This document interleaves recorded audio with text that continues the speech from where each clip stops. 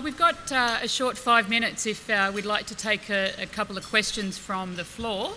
If you'd like to raise a question, please pop your hand up and one of the CEDA representatives will come and join you with a microphone. Please state your name, where you're from, and a brief single question would be welcome. Thank you.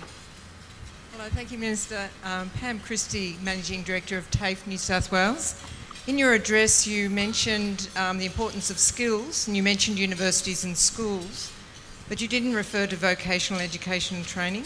I just wondered whether you could reflect on the role of vocational education and training in the challenges we're facing. Well, that was, I can assure you that was an oversight. I should have included vocational education. What the substance or the direction of my remarks apply, as I'm sure everyone would agree, right across the educational system. Hi Minister, thank you for your speech and your really strong and passionate words in terms of the direction of work and Australia's opportunity. My name's Alex Scandura, I'm the CEO of Stone and Chalk. I've recently come back from 7 years overseas where I was in the thick of it in terms of the innovation and entrepreneurship space in London in particular. And I'm really concerned that here in Australia we're still talking about and debating about innovation and the need for disruption and disrupting our own business models, whilst other economies like the UK, China, Singapore and Hong Kong are already working on actually disrupting the models that we have here. What do you see is going to be the clear action from the government to enact new policies around things like entrepreneur visas so that we can attract the best STEM talent from around the world whilst we try and build our own pipeline of STEM talent coming through our own schools and universities? Well, I think there's certainly plenty of scope for entrepreneurs and indeed people with technical skills, technology skills if you like, ICT skills, to come to Australia. In fact, that has actually been a very large part of the 457 visa traffic, if you like, making up for the lack of locally trained people in that area. As far as the government's approach, the governments are unlikely tutors in innovation. I have to say this. People sometimes say to me, what is the government going to do to make Australia more innovative? If you're putting your faith in the government to give less lectures in innovation, probably a bit optimistic. But I'll tell you what we are doing. We are getting rid of as many barriers as we can to innovation, and you've seen already that we've reversed the changes to the taxation treatment of employee share schemes that was done by Labor in 2009 that had the result of taxing people on the grant of shares and options on receipt as opposed to when they were able to sell them or realise some value out of them. And that, of course, meant firms stopped issuing them, particularly startups and new companies. So we've done that. We'll have a crowdfunding model concluded by the end of the year. We're also, in terms of providing a lead, we are undertaking the digital transformation of government. We've set up a digital transformation office whose goal it is to ensure that all major government services or transactions can be effected as seamlessly and as digitally as they would with a bank or an online retailer. That's pulling government services into the 21st century. There's a lot of great work's been done there already, by the way, but consolidating it and making sure it's uniform across government is important.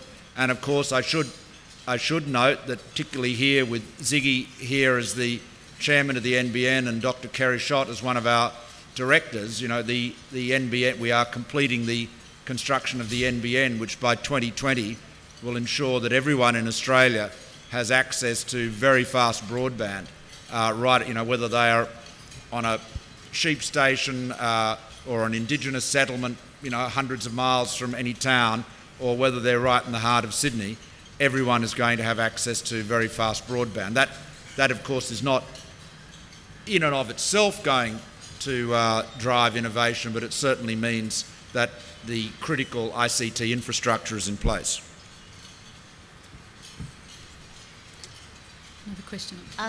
Hi, Sandy Plunkett. I'm an independent consultant and occasional commentator. I specialise in innovation and technology disruption. The CEDA report, very welcome, references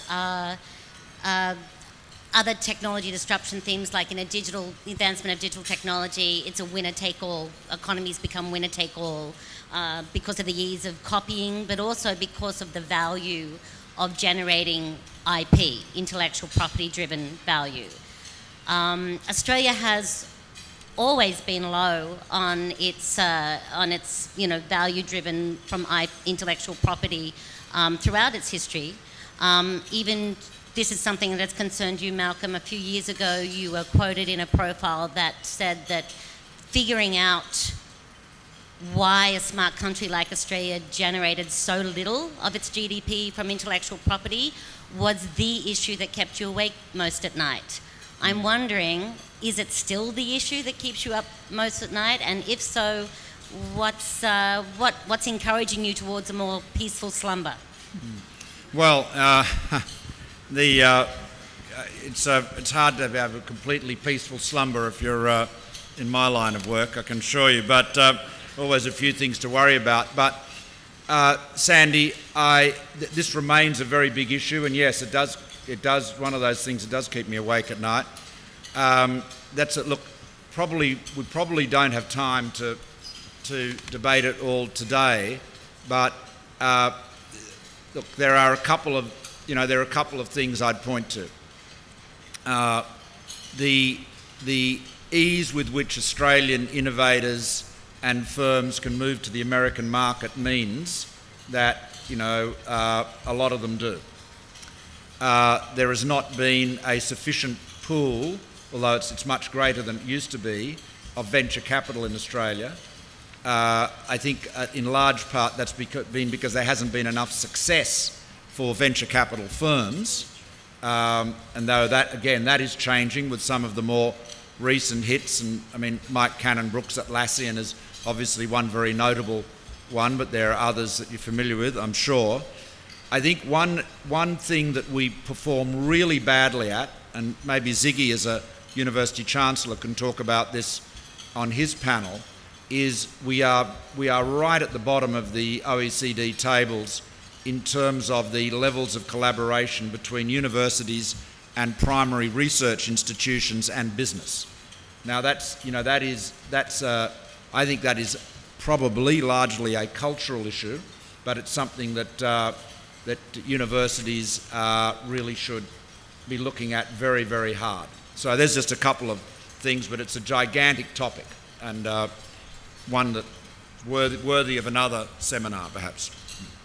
Well, thank you, Minister. We're seeing everybody enjoying their lunch, and we'll do so shortly. I just want to, on behalf of CEDA and Telstra and Manpower Group, thank you for your time. You've certainly set the scene for a rich conversation this afternoon with our panel, given us a perspective of our industrial age and the history, and then obviously the digital age that we're now living in and the digital disruption, and particularly your last comment around the collaboration needed between government organisations and education. So on behalf of all the delegates here today, thank you, Minister. Thank you.